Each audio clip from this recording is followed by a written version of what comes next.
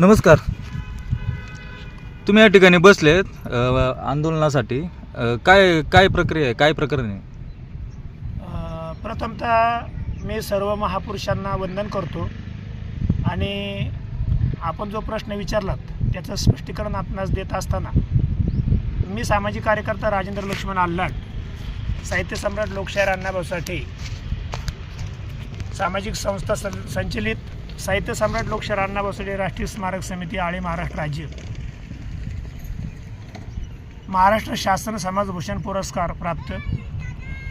आज या ठिकाणी आपण जो प्रश्न विचारत का आपण कशासाठी बसलात, तर सर मी तुम्हाला या ठिकाणी त्याची माहिती देत असताना असं सांगेन की मागील 2009 ते 2025 सालापर्यंत शासन, प्रशासन आणि पोलीस प्रशासन या सर्वांकडे निवेदन देत असताना प्रामुख्याने साहित्य सम्राट लोकशाहीर डॉक्टर अण्णाभाऊ साठे यांचं राष्ट्रीय स्मारक ज्या ठिकाणी आपण बाईट घेत आहात त्या ठिकाणी अण्णाभाऊंच्या राष्ट्रीय स्मारकाला 5 एकर जमीन मिळावी आणि त्या स्मारकामध्ये स्पर्धा परीक्षा केंद्र व्हावं, नॅशनल लेवलची लायब्ररी व्हावी, त्या स्मारकामध्ये निवासी वसतिगृह व्हावं, सांस्कृतिक भवन व्हावं.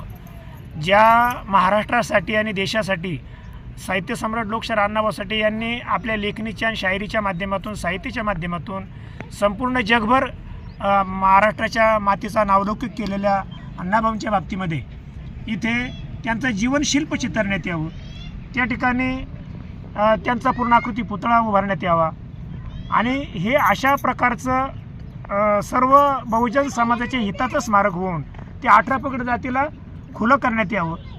ही मागणी आम्ही सतत करत आलो सर, गल्लीपासून दिल्लीपर्यंत. किती मागण्या आता आपल्या टोटल? आता मागण्या या ठिकाणी अण्णाभाऊंचा जो स्मारकाचा विषय होता तर त्या स्मारकाच्या विषयाच्या संदर्भात शासन प्रशासनाला ज्या फाईल किंवा प्रस्ताव निवेदन दिली होती तर इथे प्रामुख्याने तहसील कार्यालयाच्या माध्यमातून मूळ मागण्या कोणकोणत्या आहेत तुमच्या? अण्णाभाऊंच्या स्मारकाचा जमीन मागणीचा विषय, आमच्या कुटुंबातील अविनाश ललित आल्हाट जो आज मयत आहे तो 19 वर्षाच्या युवकाचा 1 ऑगस्ट 2020 साली याच ठिकाणी 357 दिवस आम्ही आंदोलनाला बसलो होतो. तर 1 ऑगस्ट 2020 साली आंदोलन चालू झालं आणि 22 सप्टेंबरला आमचा मुलगा गायब झाला आणि 23 सप्टेंबरला त्याचं आळे येथील स्मशानभूमी लगत असणाऱ्या जंगम समाजाच्या स्मशानभूमीत लटकलेलं आम्हाला कळलं, दिसलं ते. तर त्या ठिकाणी त्याचा घातपात असल्याचं पोलीस प्रशासनाला आम्ही कळवलं होतं आणि त्याच्या तपास संदर्भात संबंधित अधिकाऱ्यांकडे, तपासी जे अधिकारी त्यांच्याकडे मागणी केली होती की त्याचा डॉग स्क्वॉड तुम्ही घेऊन या, परिसरातील CCTV फुटेज तपासा, ग्रामपंचायतीत तपासा, त्याचा इन कॅमेरा PM करा, त्याच्या प्रेताचा VCR राखून ठेवून फॉरेन्सिक लॅबला पाठवा. तर त्या पद्धतीने मागणी केल्याप्रमाणे सर कोणताच तपास झाला नाही. त्याचबरोबर इतरही मागण्या आम्ही केल्या होत्या. अशा 9 ते 25 सालापर्यंत प्रत्येकाने आमची निवेदनं घेतली आणि ती घेऊन दप्तरी तशीच ठेवली. अण्णाभाऊंचा प्रस्तावसुद्धा दडपून ठेवला. तर तीसुद्धा मागणी आहे का अण्णा महापुरुषाचा प्रस्ताव आणि ती फायली दडपून ठेवणारे जे कोणी अधिकारी असतील त्यांच्या ॲट्रॉसिटी अंतर्गत गुन्हे दाखल व्हावेत का, तर ती अण्णाभाऊंची फाईल तुम्ही दडपून का ठेवली, महापुरुषाचा हा अवमान का केला. कितवा दिवस आहे तुमचा? आजचा आमचा आंदोलनाचा सर 12वा दिवस आहे आणि 12व्या दिवशी सुद्धा आम्ही 28 तारखेला इथे तहसीलदाराचं स्क्वॉड येऊन गेलेलं आहे. माननीय नायब तहसीलदार गवारी साहेब, त्यांच्या समवेत आलेले त्यांचे सहकारी या ठिकाणी 28 तारखेला येऊन आंदोलनाची दखल घेतलेली आहे, भेट घेतलेली आहे, चर्चा केलेली आहे.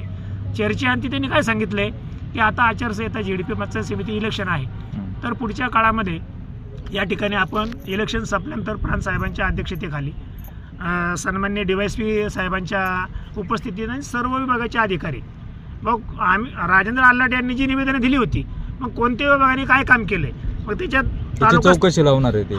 तालुकास्तरीय प्रश्न होते, जिल्हास्तरीय होते, राज्यस्तरीय, केंद्रस्तरीय होते. मग ह्या 4 विषयांच्या अनुषंगाने त्या प्रश्नाला विषयाला अनुसरून संबंधित विभागाने कोणी काय काम केलेलं आहे, कारण त्याचा अहवाल आम्हाला अद्यापपर्यंत कोणी दिलेला नाही. तर ह्या सगळ्या मागण्या किती दिवस बसणार, किती दिवस? तर त्यांनी 28 तारखेला विनंती केली होती की तुम्ही थांबवा, पण सर म्हटलं आम्ही का थांबायचं, आम्हाला 9 ते 25 सालापासून आमच्यावर अन्याय चाललेला आहे. शासन, प्रशासन, पोलीस प्रशासन आणि प्रस्तावित इथली जी काही यंत्रणा आहे किंवा प्रस्तावित पुढारी आहेत यांच्याकडून वारंवार आमच्या दलित कुटुंबावर अन्याय झालेला आहे. आणि त्या अन्यायाच्या माध्यमातून त्याला कंटाळले आम्ही कंटाळलोय म्हणून त्या ठिकाणी आंदोलनाला बसलो. साहेब आम्ही थांबणार नाही, आमचं आंदोलन चालू राहणार आहे. तुम्ही तुमची न्याय प्रक्रिया जी आहे ती सविस्तरपणे व्यवस्थितपणे राबवा आणि ती आम्हाला कळू द्या की तुम्ही खरंच आता प्रशासन शासन पोलीस खातं कामाला लागलेलं आहे. हे जोपर्यंत आम्हाला त्याची खात्री होणार नाही तोपर्यंत आम्ही आमचं आंदोलन चालूच ठेवणार आहोत आणि आम्ही आमच्या आंदोलनावर ठाम आहोत असं त्यांना आम्ही लिखित स्वरूपात कळवलेलं आहे. धन्यवाद साहेब.